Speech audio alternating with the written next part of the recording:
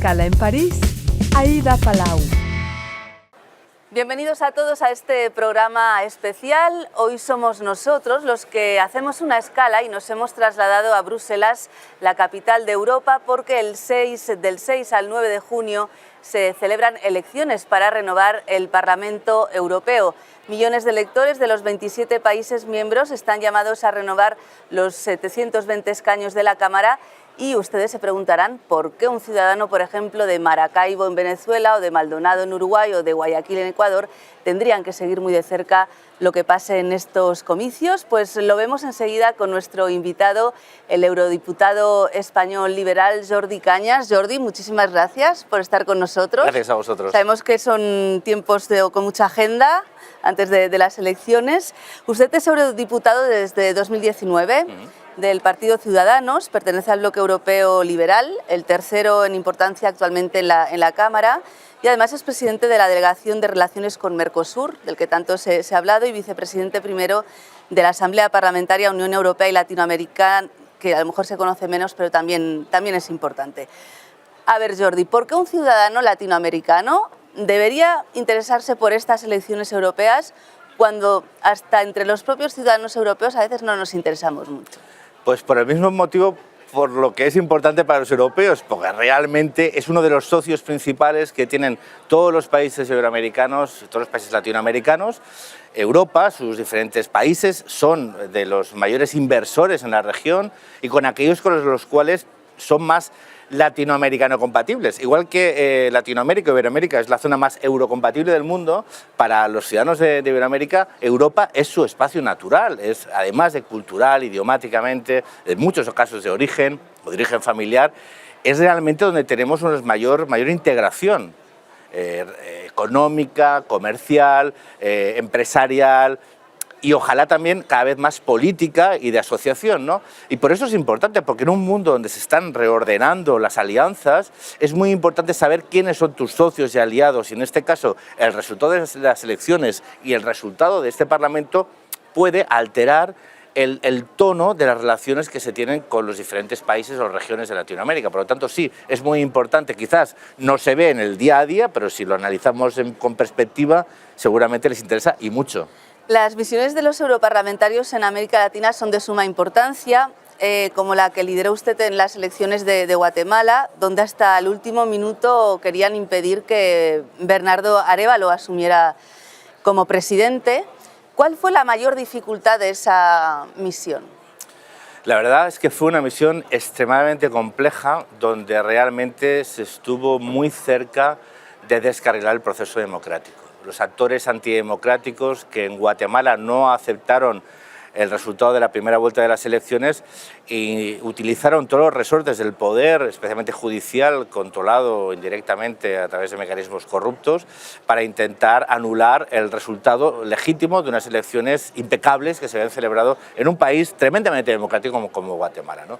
Entonces, el reto principal fue hacer frente a unas fuerzas acostumbradas a no tener delante a nadie que les plantase cara, ¿no? Y en este caso, una alianza singular y realmente digna de estudio entre la comunidad internacional, la Organización de Estados Americanos, la Unión Europea a través de la Misión de Observación Electoral, pero también especialmente sobre la sociedad civil guatemalteca, hizo que los riesgos reales para impedir el proceso normal democrático hacia una segunda vuelta y la aceptación de los resultados definitivos se produjesen, ¿no? Entonces, realmente ese fue un modelo de éxito donde todo parecía perdido.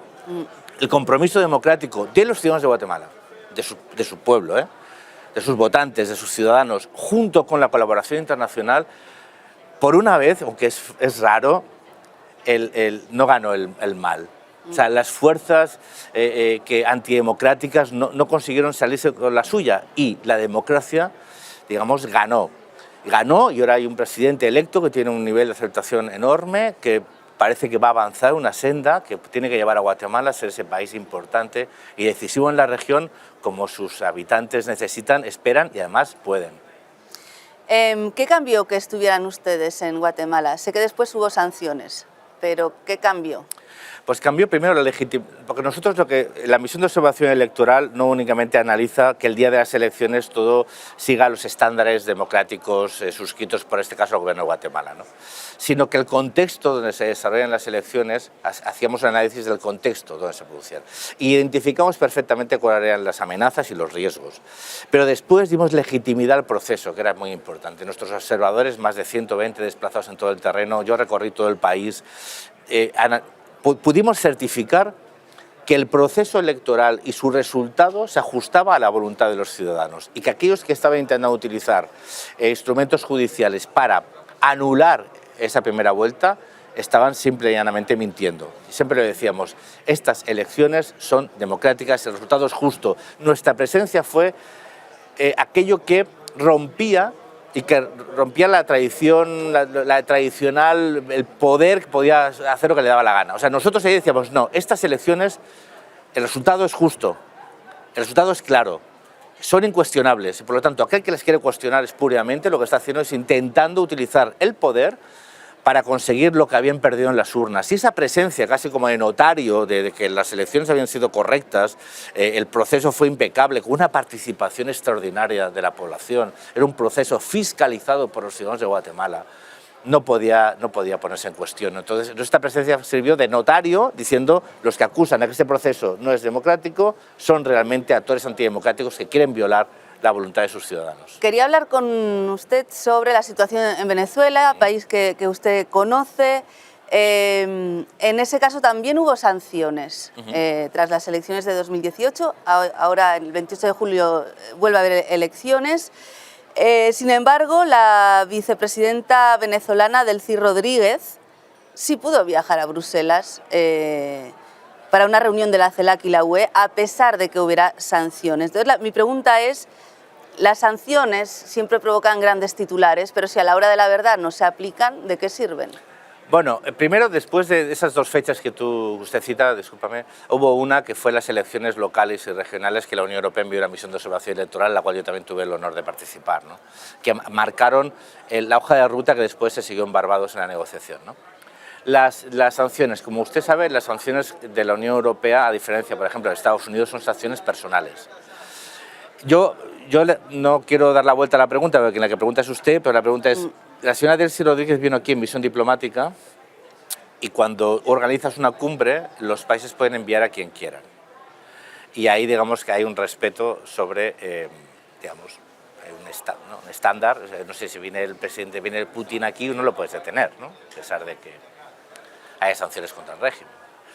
La pregunta es, ¿por qué cuando fue Delcy Rodríguez a Madrid se le permitió la entrada? Cuando ahí sí que es cierto que estaba viniendo en un viaje no diplomático, en un viaje personal, que fue negado por el gobierno de España y después, poco a poco, se ha ido sabiendo que fue cierto, que aparte se reunió con el señor Ábalos, que se violaron todos los principios de seguridad en el aeropuerto español y que se mintió directamente cuando se dijo que no había pisado suelo de Schengen, cuando si pisaba suelo de Schengen tenía que haber sido sancionado inmediatamente, ¿no? Mira, de la diplomacia no reunirse con el que uno quiere, sino con el que se puede. Y el acto de la cumbre de la Unión Europea-CELAC, que después de muchos años se celebró, en este caso yo creo que era razonable, que un régimen tiránico, dictatorial, pero invitado a la cumbre porque forma parte de CELAC y CELAC decide quién asiste, no lo decidió la Unión Europea, la Unión Europea decide quién asiste en nombre de la Unión Europea, pero la CELAC decide quién asiste en función de sus miembros.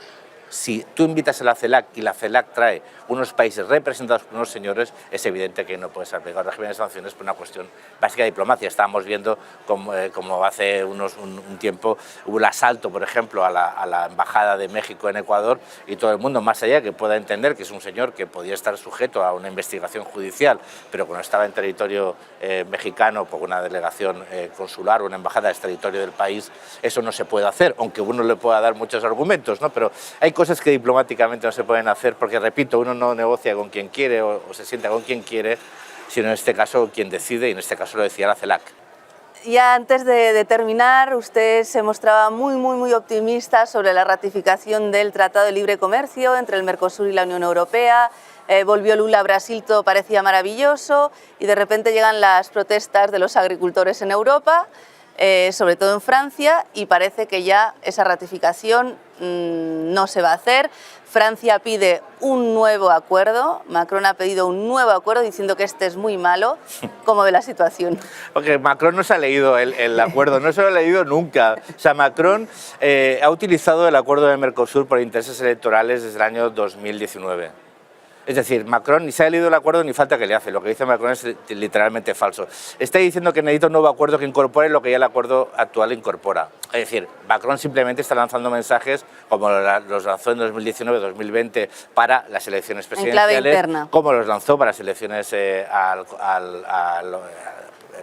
al Congreso y al Senado, y como la está lanzando ahora para Europa. Es decir, a Macron no le interesa el acuerdo. Fíjese si no le interesa que mientras está diciendo que no se puede negociar ese acuerdo, está vendiendo reactores nucleares para submarinos brasileños. Es decir, y él dice que las relaciones bilaterales tienen que ir viento en popa. Lo que pasa es que está perjudicando a todos los países europeos que hemos cedido la competencia comercial en la Unión Europea, que tenemos grandes inversiones en la región, en un acuerdo fantástico que todos los países de Mercosur y todos los sectores económicos europeos, cuando hablas con ellos, bueno, los industriales todos, mire, la agricultura... Bueno, a los ganaderos tienen miedo que se inunden con carne... Pero es que los ganaderos, ¿sabes lo que pasa? Que cuando hablas con ellos y les explicas que las 95.000 toneladas de carne que se iban a permitir, ni siquiera a día de hoy se están agotando las cuotas existentes y que 95.000 toneladas era un bistec más por europeo y era consumo del 1% más.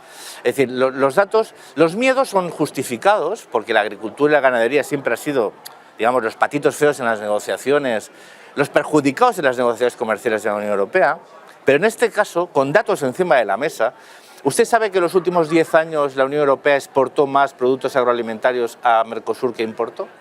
Usted sabe que ahora mismo las importaciones de soja brasileña y argentina no tienen cuota ni arancel, que podemos importar todas.